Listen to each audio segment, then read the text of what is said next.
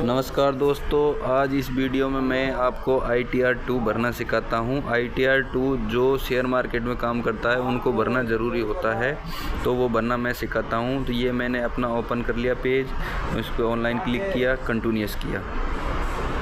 Continuous करने के बाद स्टार्ट न्यू फिलिंग पर क्लिक किया, इस पर इंडिविजुअल पर क्लिक किया और कंटिन्यूस किया। यहाँ पे ITR हमें 2 सेलेक्ट करना है, 2 को हमने ओके कर दिया और यहाँ से हम स्टार्ट कर देते हैं। जो हमें डॉक्यूमेंट चाहिए, 16 number form, house rent receive और जो भी हमारे पास इनकम टैक्स से रिलेटेड डॉक्यूमेंट है वो हमें यहाँ डाउनलोड कर लेने हैं। इसमें TDS, AIS, 26AS ये सारे फॉर्म हमको अपलोड कर लेने हैं। तो यहाँ से ऊपर वाला ऑप्शन क्लिक किया और ओके किया। अब यहाँ पर अलग अलग शो करेंगे। इसमें 5 शेड्यूल होते हैं, 5 शेड्यूलों में फिर उसके सब शेड्यूल होते हैं, तो उनको हमें क्लिक करना है। तो इसमें सीधा डिडक्शन वाले में जाना है, जो इनकम वाला है उसमें जाना है और हमें ये शेड्यूल कैपिटल गेन और शेड्यूल 112A ये इस पर क्लिक करके नीचे सीधा कंटिन्यूस ही करना है। कंटिन्यूस करने के बाद ये कोई क्वेश्चन पूछेगा, वो उसको स्किप कर देना या कंटिन्यूस कर देना। अब ये पूछा न्यू टैक्स रिजीम में करना है या पुरानी में करना है, तो हमें न्यू में करना है, तो हमने यस पे क्लिक कर दिया।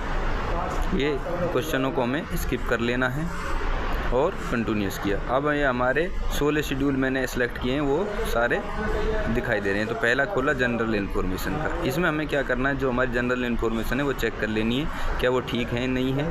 तो पहले पर्सनल इन्फॉर्मेशन है, फिर कॉन्टैक्ट है, तो इसको एक एक करके मैं ठीक कर लेता हूँ। कुछ चेंज करना होगा तो यहाँ से बदल लेते हैं। ये फिलिंग स्टेटस है, इसमें यहाँ पर येस कर लिया, हमने पहले भी कर लिया था न्यू टैक्स रिजीम वाला। अब यहाँ पर हमें दिखाई दे रहा है। ये कुछ क्वेश्चन है, इनको कुछ नहीं छेड़ना है। बाकी ये जो नीचे क्वेश्चन है ये रेजिडेंट स्टेटस है, तो इसमें रेजिडेंट करके इसमें 182 डेज वाला ऊपर वाला का ऑप्शन सेलेक्ट कर लेना है। तो इसमें ऊपर वाला है, ये 182 दिन से ज़्यादा मैं इंडिया में रहा हूँ, तो वो रेजिडेंट माना जाता है। तो ये ऊपर वाला ऑप्शन क्लिक कर लेना है।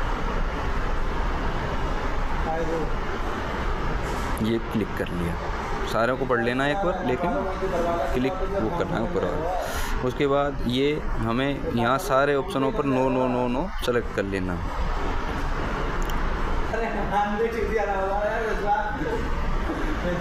अब इसको हमने सेव किया तो एक ऑप्शन हमने नो छोड़ दिया था, तो इसलिए हमें ये एरर दिखाई दिया। इसको नो करके हमने यहाँ पर सेव कर दिया और कन्फर्म कर देते हैं।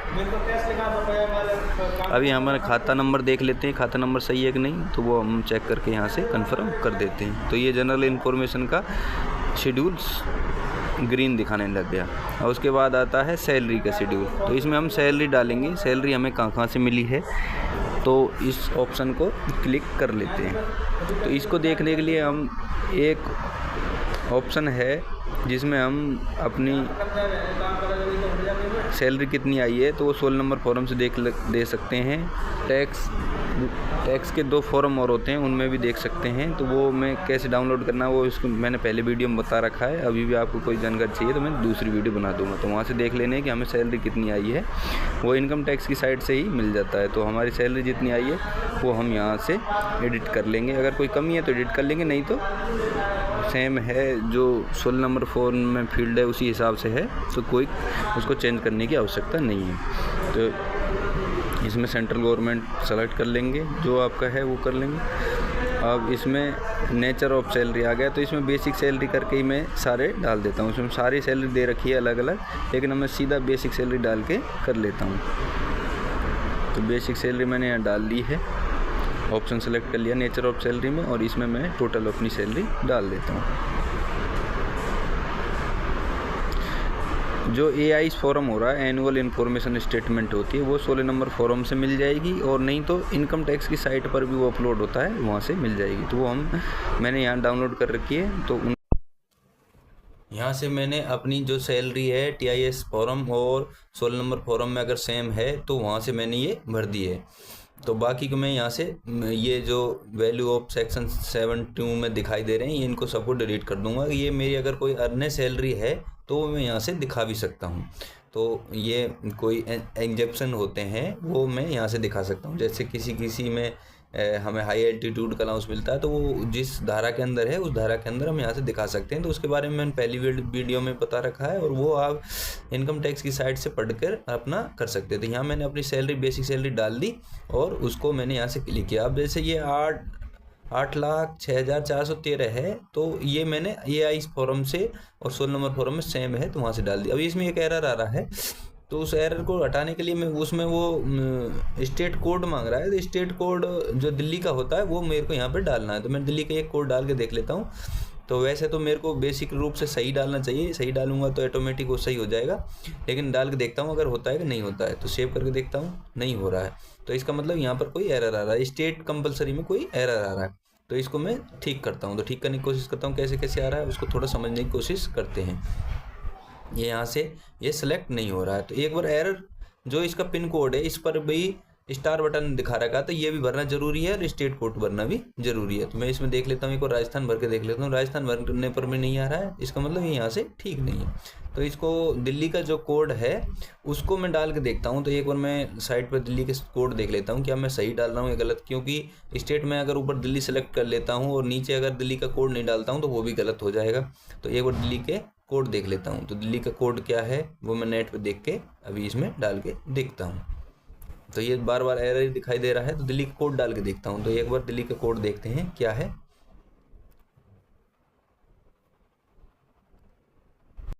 अब जैसे मैंने दिल्ली का कोड यहाँ डाला तो ऊपर स्टेट में ऑटोमेटिक सेलेक्ट हो गया, और मैं यहाँ से इसको सेव करके देखता हूँ। जैसे मैंने सेव किया तो ये मेरी यहाँ पर डिटेल 8,06,413 रुपये आ चुकी है। तो इसमें कोई दिक्कत नहीं है, ये डिटेल आ गई। इसमें कुछ चेंज करना है तो आप एडिट पर जाकर चेंज भी कर सकते हैं। अब मैं अपना फॉर्म नंबर 16 से देख के 8,06,413 है, तो वही सेम है, तो कोई दिक्कत नहीं है। तो ये ही होना चाहिए, सेम होना चाहिए। इसमें जो भी डिटेल हम डाल रहे हैं उसका कोई प्रमाण होना चाहिए। सैलरी कहाँ से डाल रहे हैं, इनकम टैक्स कहाँ से डाल रहे हैं, तो उसका कोई प्रमाण होना चाहिए। उसके लिए सारे कागज़ आपको इकट्ठे कर लें। स्टैंडर्ड डिडक्शन 50,000 मिल जाएगा, तो ये हमने यहाँ से क्लिक कर दिया।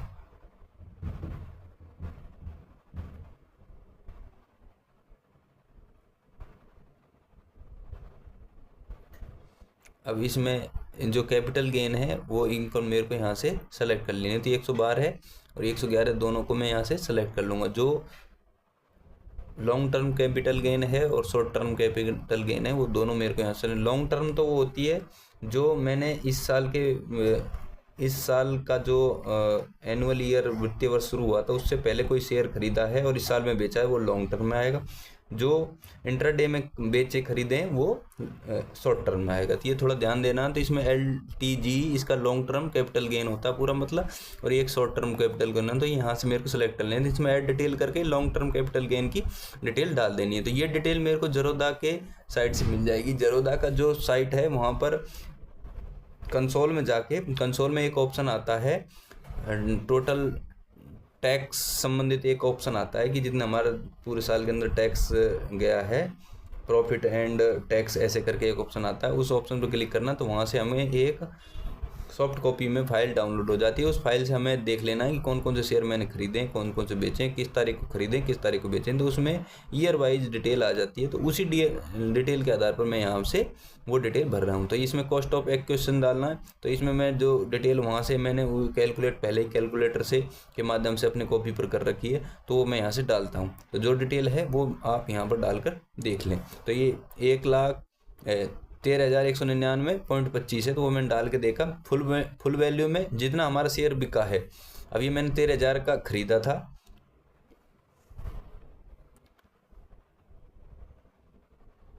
13,000 का ये बिका है, मतलब जो मैंने बिक्री करी वो 13,000 करी है, खरीदा है वो थोड़ा कम का करा है, तो ये मेरे को वहाँ से मिल जाएगी। तो ये डिटेल में 11,342 का मैंने खरीदा है। तो ये पॉइंट में भी डिटेल थी, मैंने डाली। और ये ट्रांसफ़र वाले पे मांग रहा है, तो यहाँ पर 1 डाल दो या 0 डाल दो, तो वो कोई दिक्कत नहीं, 0 डाल दोगे तो भी काम हो जाएगा। कोई आपने डालना है 0 डाल के मैंने इसको ऐड कर दिया। तो ये मेरे को यहाँ पर ये CVV फाइल भी डाल सकते हैं। CVV फाइल होती है जिसमें शॉर्ट फाइल होती है, वो भी हम यहाँ से डाल सकते हैं। ये मेरा यहाँ से ऐड हो गया है। तो ये देखो सीधा हो गया, इसमें मेरा 1856 रुपये दिखाई दे रहा। तो 1856 मेरा जो इनकम टैक्स की साइट से डाउनलोड किया फॉर्म उसमें भी 1856 ही है। तो ये मैंने यहाँ से कंफर्म कर दिया। ये डिटेल मेरे को मिला लेनी है। डिटेल मिल जाने के बाद इसमें कोई दिक्कत नहीं होती। इसके बाद शेड्यूल इनकम और फ्रॉम अदर सोर्स ये भी देख लेनी है। तो इसमें क्या है, जो डिविडेंड की इनकम है वो डाल लेनी है। कोई इनकम जो आपके सेविंग बैंक अकाउंट से है वो डाल लेनी है। कोई अदर इनकम जैसे आप कोई Dream11 में या किसी अन्य चीज़ पर आप खेलते हैं, वहाँ से कोई इनकम हुई है स्पेशल इनकम, वो भी डाल लेनी है। तो जो भी अन्य इनकम है वो सारी इस सेक्शन में आएंगी। तो यहाँ पर हमने इनकम अपनी डाल लेनी है। कोई स्पेशल इनकम होगी तो वो डाल लेनी है। तो यहाँ से हम अपनी इनकम वो डाल लेंगे। तो मेरी इनकम एक 502 रुपये मेरे को सेविंग बैंक अकाउंट का इंटरेस्ट मिला है, तो वो मैंने यहाँ से डाल दी। डिविडेंड इनकम है वो भी मैं यहाँ पर डालूँगा, तो वो मैं आपको बताता हूँ कैसे कैसे डलेगी। डिविडेंड इनकम, सेविंग बैंक की इनकम और कैपिटल गेन की income, long term capital gain की और शॉर्ट टर्म कैपिटल गेन की, ये सारी इनकम जो हैं वो ITR 2 में डालनी होती हैं। तो वो उसके लिए ही सारे ऑप्शन खुले हुए हैं। अभी 1856 वाला लॉन्ग टर्म दिखाई दे रहा है, लेकिन शॉर्ट टर्म का दिखाई नहीं दे रहा। तो उसको मेरे को दोबारा से वहाँ से दोबारा से ऐड कर लेना। तो शॉर्ट टर्म मेरे को दिखाई नहीं दे रहा, तो इसको मैं यहाँ से कंफर्म करके दोबारा से आपको बताता हूँ कि वो वहाँ से कहाँ होता है। इस पर जो क्लिक बॉक्स है उस पर क्लिक कर देना है एडिट करने का ऑटो।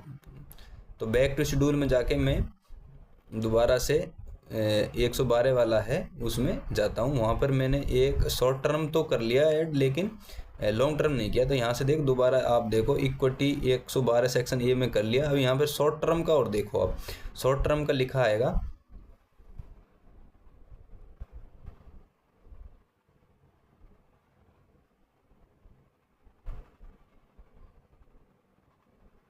हाँ ये amount of demean short term and, इसको मैंने यहाँ से क्लिक कर देना। और ये ऊपर है वो ऑटोमेटिक हो जाएगा। तो ऊपर वाला कर दूंगा तो नीचे वाला हो जाएगा। तो 111 और 112 दोनों कर लेने हैं। तो ये मैं यहाँ से कंटिन्यूस करूँगा तो हो जाएगा।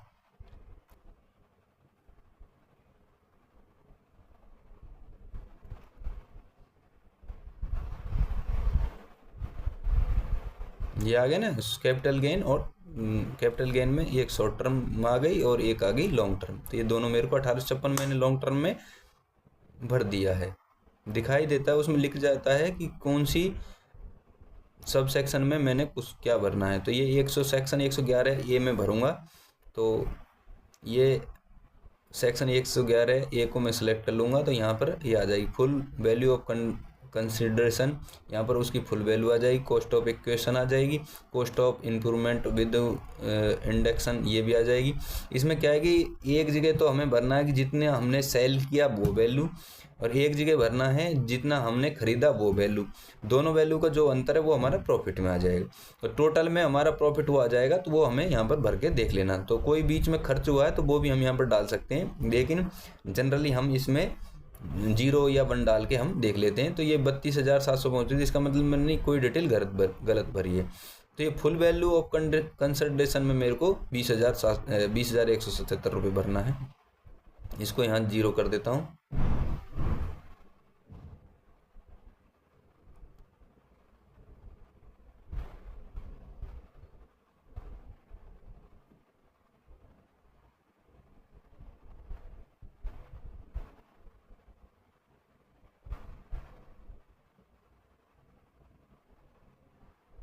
फुल वैल्यू ऑफ कंसिडरेशन में मैंने नहीं भरा, तो फुल वैल्यू इसमें 20,177 भरूंगा, तब जाके मेरा डिटेल सही भरी जाएगी। तो ये मैं यहाँ से भर के देखता हूँ। 20,177 भरा, और ये जो नीचे कॉस्ट ऑफ इक्वेशन है इसमें 12,603 भरूंगा, तब सही आएगी।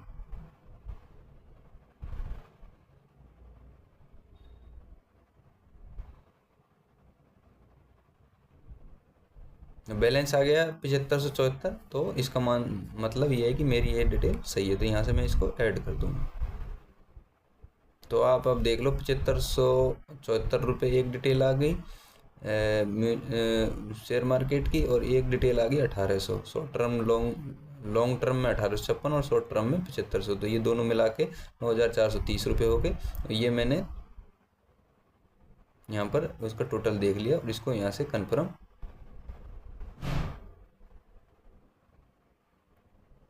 अच्छा, इसके बाद शेड्यूल CYLFA, मतलब पीछे से कोई इनकम में, जैसे पिछली साल कोई मेरा घाटा हुआ है या प्रॉफिट हुआ है, उसकी डिटेल मैंने नहीं दी है, तो वो भी मैं यहाँ से दे सकता हूँ। ये डिटेल मैं आपको पहले बताई थी। जो इनकम, जो हमारा इंटरेस्ट मिला है सेविंग बैंक अकाउंट से, वो भर देना है। और अदर सोर्स जैसे डिविडेंड होती है, वो हमें यहाँ भरनी है, तो ये मैंने पहले भर रखी है। अदर सोर्स में, इसमें मैं भर देता हूँ डिविडेंड की इनकम। तो डिविडेंड का इसमें एक ऑप्शन आ रहा है दूसरे नंबर पर, डिविडेंड, तो इसमें सीरियल नंबर के हिसाब से मैं भर देता हूँ। तो डिविडेंड भर दिया मैंने इसमें, जो डिविडेंड मेरे को मिला है 1661 मिला, वो मैंने यहाँ से कन्फर्म कर दिया।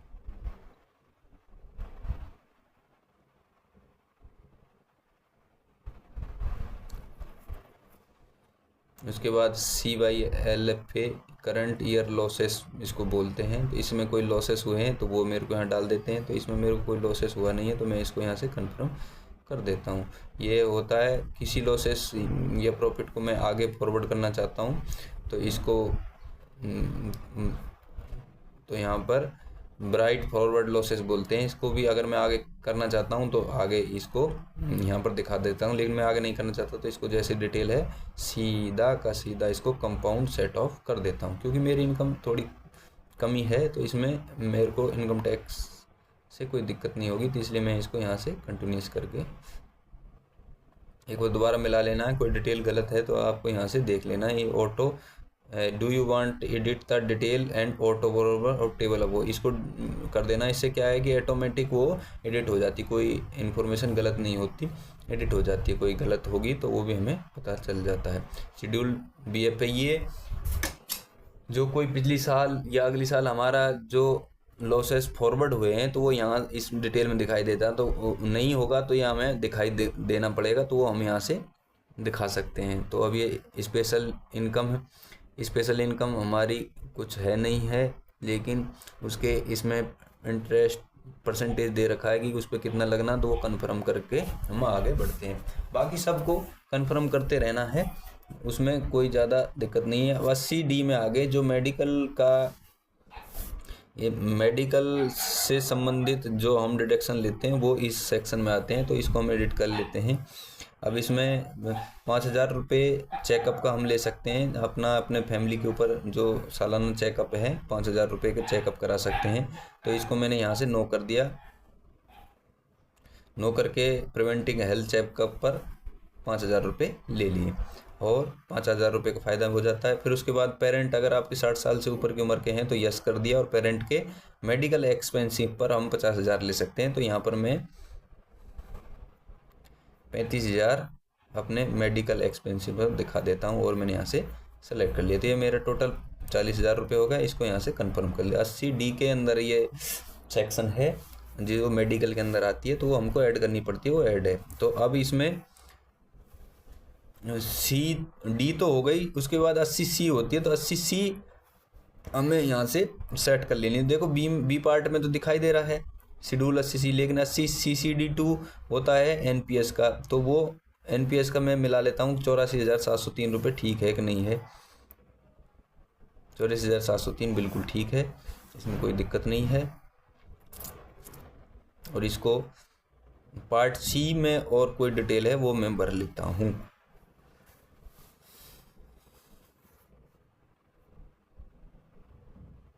अब लाइफ इंश्योरेंस और म्यूचुअल फंड्स ये जो हैं वो आते हैं 80C में, तो वो मैं यहाँ पर भर लेता हूँ। तो मेरे जितने म्यूचुअल फंड और जिसमें इन्वेस्ट किया वो मैं यहाँ से ऐड कर लेता हूँ, और इसको मैंने ऐड कर लिया और यहाँ से इसको कंफर्म कर दिया।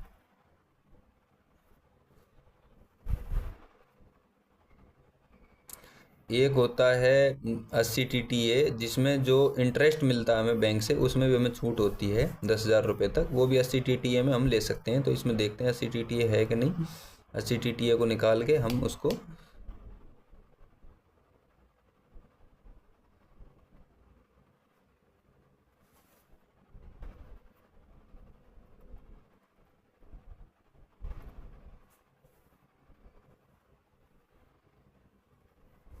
नहीं मिल रही तो कोई बात नहीं है, हम उसको छोड़ भी देंगे। 274 हो गया। पार्ट सी की देख लेते हैं। इसमें अगर कहीं SCTT दिखाई दे रहा हो, एड अनदर करके डिडक्शन, इसमें देख लेते हैं। SCTT आ गया ना, तो ये मैं जितना इनकम टैक्स जितना मैंने अपने सेविंग बैंक अकाउंट पर इंटरेस्ट लिया है वो मैं यहाँ से अपना फ्री करवा सकता हूँ। तो 525 रुपये लिया है, तो वो क्योंकि 10,000 रुपये तक की छूट है, 10,000 रुपये तक का अगर सेविंग बैंक पे आपने लिया है इंटरेस्ट, तो वो अपन यहाँ से छूट करवा सकते हैं। तो इसको यहाँ से मैं सेव कर लूँगा, जो मेरे को मिल रहा फ़ायदा वो मैं यहाँ से कर सकता हूँ। तो जो इनके डिडक्शनों का थोड़ा पता होना चाहिए, किस डिडक्शन में कितने रुपए का फ़ायदा होता है, वो हम यहाँ से घटा सकते हैं। तो उसमें कोई इतनी दिक्कत वाली बात नहीं है। अभी इसमें बाकी सब इसमें कन्फर्मेशन देनी है कि हमारे कितने की कंपाउंड इनकम हुई, तो वो AMT है। ये AMT ऑप्शन पर भी हमने जो ऑटो सेट है तो कर दिया। अगला AMTC है, इसमें भी हमने देख लिया कि 257 रुपये की टैक्स काट के ये बता रहा है हमें, तो 257 रुपये हम दे देंगे, कोई दिक्कत नहीं है।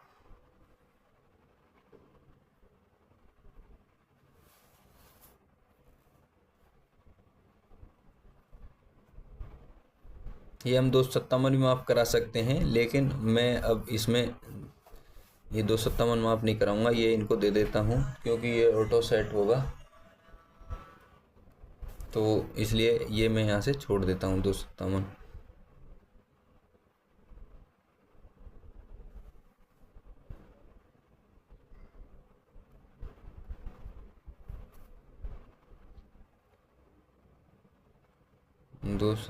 ये मैं सारी इनकम यहाँ से देख सकता हूँ।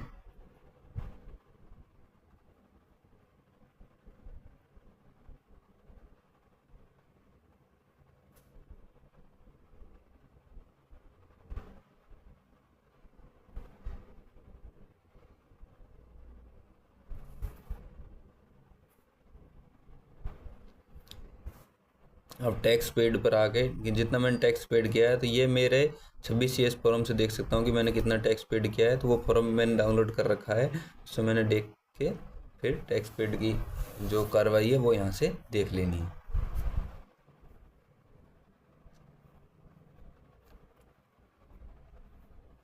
तो यहाँ से इंडो तिब्बतन बॉर्डर पुलिस से ये किया है, तो इसमें इनकम चार्जेबल अंडर हेड थोड़ी गलत दिखाई दे रही है, इसको मैं ठीक कर देता हूँ। इसको ठीक करने के लिए इस पर क्लिक किया और एडिट किया।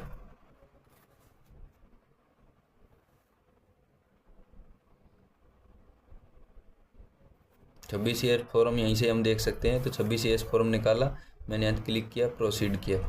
ट्राई की साइट है उस पर हम गए, तो उसमें 26 CS फॉर्म यहाँ से हम देख सकते हैं। तो मैं 24-25 सेलेक्ट किया, HTML किया और व्यू किया।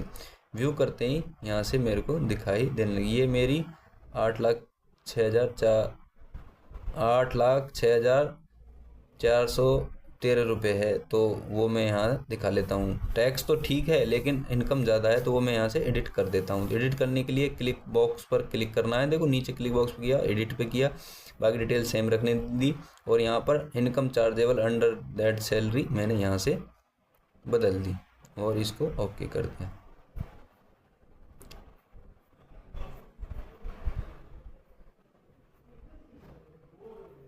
और बाकी एडवांस टैक्स कुछ मैंने दिया नहीं है, तो यहाँ से 3589 मैंने टोटल टैक्स दिया है, तो वो मैंने यहाँ से कंफर्म कर दिया।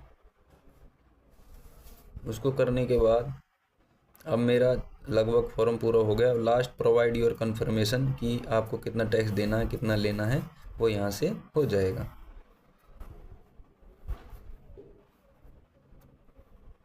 तो ये मैं यहाँ से 257 रुपये का ग्रॉस टैक्स लाइबिलिटी मेरे ऊपर बाकी है, जो 3500 मेरा टैक्स कटा है उससे वापस हो जाएगी। 3589 है, तो 3330 रुपये मेरा रिफंड होगा।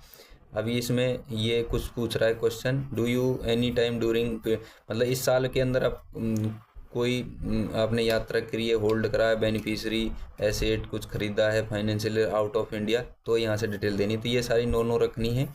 तो ये इनकम टैक्स पूछता है कि आपने विदेश में तो कुछ खरीद नहीं रखा ज़मीन, तो वो यहाँ हमें बतानी है, तो नो कर देनी है। उसके बाद मैंने क्लिक बॉक्स पर क्लिक किया, सेल्फ किया, सेल्फ के बाद प्रोसीड टू प्रीव्यू पर गया, प्रीव्यू पर जाने के बाद मेरा पूरा फॉर्म खुल गया। मैंने कितना फॉर्म भरा है, क्या क्या भरा है, वो सारा कुछ इसमें आ गया। सेक्शन आ गई, इसको देखने की ज़रूरत नहीं है। प्रोसीड टू वेरिफिकेशन पर गया, वेरिफिकेशन वैलिडेशन सक्सेसफुली दिखाई दिया। उस पर प्रोसीड टू वेरिफिकेशन पर गया तो मेरे एक एरर दिखाई दे रहा है। शेड्यूल 3 नंबर में कोई ड्रॉप बॉक्स मैंने खाली छोड़ दिया है, तो उस पर क्लिक किया। अगर वो नहीं क्लिक हो रहा है तो दोबारा से फॉर्म पर जाना है, फिर वो रिटर्न करके बैक करके जाना पड़ेगा। तो मैं इसके लिए देख लेता हूँ कि अगर डायरेक्ट कहीं से जाने का ऑप्शन है, क्योंकि ITR 1 में तो हम डायरेक्ट इस पर क्लिक करते हैं तो वहाँ से सीधा चले जाते हैं, लेकिन यहाँ से हम नहीं जा पा रहे हैं। तो कोई दिक्कत नहीं है, हम इसको वापस बैक करके आ सकते हैं। तो मैं पूरा पढ़ लेता हूँ किस सेक्शन के अंदर ये मेरा एरर आ रहा है। तो उस एरर को मिटाने के लिए सीरियल नंबर 3 पर एग्जेम्प्ट इनकम है, वहाँ पर मैंने कुछ गड़बड़ कर रखी है। तो सीधा प्रीव्यू रिटर्न पर जाना है, प्रीव्यू रिटर्न के बाद बैक रिटर्न पर जाना है, या रन बैक का ऑप्शन नीचे आया, बैक पर गए।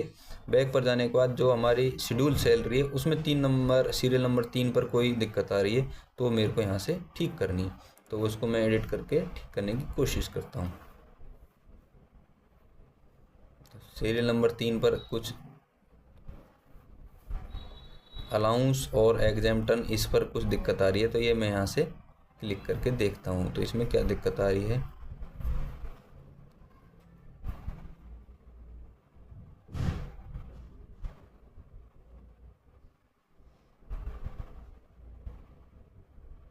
आइए ना, LTC और ये दिखाई दे रहे हैं, तो ये मेरे को सारे यहाँ से हटा देने हैं। तो इसको मैं डिलीट करके यहाँ से हटा सकता हूँ।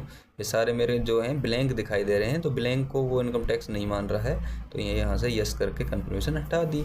तो वो वहाँ दिखा देता है कि एरर किस सेक्शन के अंदर हुआ है, तो वो हमको दिखा देता है। तो सीधा हम लास्ट में गए, proceed to verification, provide to confirmation दोबारा मांगेगा, क्योंकि हमने वहाँ से कुछ हटाया है। तो सेम है वो, उसमें तो हमने कोई डाटा में चेंज किया नहीं है। तो सीधा हम यहाँ से कन्फर्मेशन पर 257 रुपये के टैक्स के बाद 3330 रुपये के रिबेट पर हम वापस प्रीव्यू रिटर्न पर कर देते हैं। क्लिक बॉक्स पर क्लिक किया, प्रोसीड टू प्रीव्यू पर किया, नीचे गए। नीचे जाने के बाद हमने यहाँ से प्रोसीड टू वैलिडेशन गए। वैलिडेशन एरर दिखा रहा है, लेकिन ये सक्सेसफुली कन्फर्म हो गई। ये नेट की प्रॉब्लम भी हो सकती है, इसको थोड़ा नेट पर भी भरोसा करना है। तो वहाँ से करिए, ई वेरीफाई नाउ पे किया, कंटिन्यूअस किया। जल्दी से मैं वेरीफाई कर देता हूँ। वेरीफाई करने के लिए आधार कार्ड पर मेरा OTP आएगा। आधार कार्ड वाले ऑप्शन पर क्लिक किया, कंटिन्यूअस किया, एग्री किया, जनरेट आधार OTP किया। जनरेट आधार OTP करने के बाद यहाँ पर मेरे आधार से लिंक जो मोबाइल नंबर है उस पर OTP आएगा। वो OTP मेरे को इस क्लिक बॉक्स में डालना है। तो देख लेते हैं मोबाइल पर OTP आया कि नहीं। OTP डालते मैंने वैलिडेट पर क्लिक किया। वैलिडेट पर क्लिक करने के बाद जैसे ही मेरा सबमिशन रिटर्न होने के लिए सबमिट करने का ऑप्शन आ गया, सबमिट करते ही मेरे पास मैसेज आ जाएगा मोबाइल पर, और यहाँ पर सक्सेसफुली फाइल एंड वेरीफाइड का रिटर्न का लोगो आ जाएगा। तो ये मैं यहाँ से देख लिया। इस प्रकार मैं अपना रिटर्न भर सकता हूँ। तो ITR 2 भरना सरल है, कोई ज़्यादा दिक्कत नहीं है। आप इस वीडियो को देखकर आराम से अपना IT रिटर्न भर सकते हैं। जय हिंद, जय भारत।